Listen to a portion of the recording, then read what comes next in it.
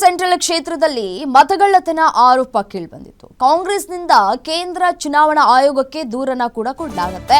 ಸೋಮವಾರ ದೂರನ್ನ ಸಲ್ಲಿಸಲಿರುವಂತಹ ಕಾಂಗ್ರೆಸ್ ದೆಹಲಿಯಲ್ಲಿ ದೂರು ನೀಡಿ ಕ್ರಮಕ್ಕೆ ಕೈ ನಾಯಕರು ಆಗ್ರಹಿಸಿದ್ದಾರೆ. ಎಐಸಿಸಿ ಅಧ್ಯಕ್ಷ ಮಲ್ಲಿಕಾರ್ಜುನ ಖರ್ಗೆ ನೇತೃತ್ವದಲ್ಲಿ ದೂರು.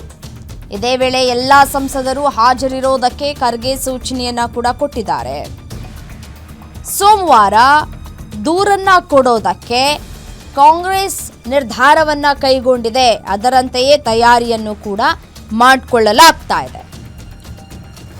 ನೋಡಿ, ಕಳೆದ ಲೋಕಸಭಾ ಚುನಾವಣೆ ಸಂದರ್ಭದಲ್ಲಿ ಮತದಾರರ ಪಟ್ಟಿಯಲ್ಲಿ ಅಕ್ರಮ ನಡೆದಿದೆ ಅನ್ನುವಂತಹ ಗಂಭೀರ ಆರೋಪವನ್ನ ಕೂಡ ಮಾಡಿದ್ರು. ದಾಖಲೆಯನ್ನು ಕೂಡ ಬಿಡುಗಡೆ ಮಾಡಿದ್ರು.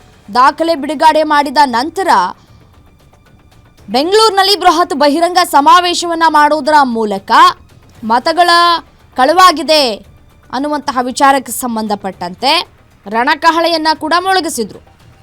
ಈಗ ದೂರನ್ನ ಕೊಡೋದಕ್ಕೆ ಸಿದ್ಧತೆಗಳನ್ನ ಕೂಡ ಮಾಡಿಕೊಳ್ಳಲಾಗ್ತಾ ಇದೆ.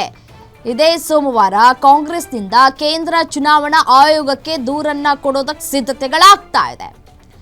ಸೋಮವಾರ ದೂರನ್ನ ಸಲ್ಲಿಸಲಿದೆ ಕಾಂಗ್ರೆಸ್. ದೆಹಲಿಯಲ್ಲಿ ದೂರು ನೀಡಿ ಕ್ರಮಕ್ಕೆ ಆಗ್ರಹಿಸಲಿಕ್ಕಿದೆ.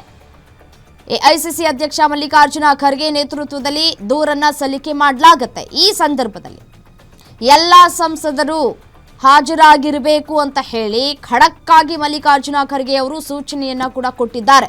ಅದು ನೋಡೋಣ ಏನಾಗುತ್ತೆ. ಮಂಡೇ ಎಲ್ಲ ಸಂಸದರು ಬರ್ತಾರಾ ಅಂತ ಹೇಳಿ. ಸಹಜವಾಗಿಯೇ ಬಂದೇ ಬರ್ತಾರೆ. ಪಕ್ಷದಲ್ಲಿ ಈ ರೀತಿಯಾಗಿ ಆಗಿದೆ ಅಂದ ಮಾತ್ರಕ್ಕೆ ಯಾರೂ ಕೂಡ ಕೈಕೊಟ್ಟು ಕೂರೋದಿಲ್ಲ, ಬಂದೇ ಬರ್ತಾರೆ. ಅದು ನೋಡೋಣ.